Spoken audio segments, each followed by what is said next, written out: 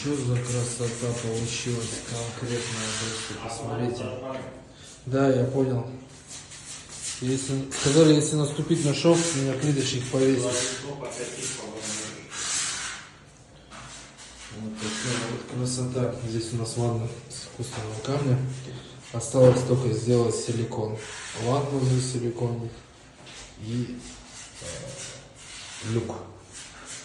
Здесь у нас будет мебель, а здесь декоративка.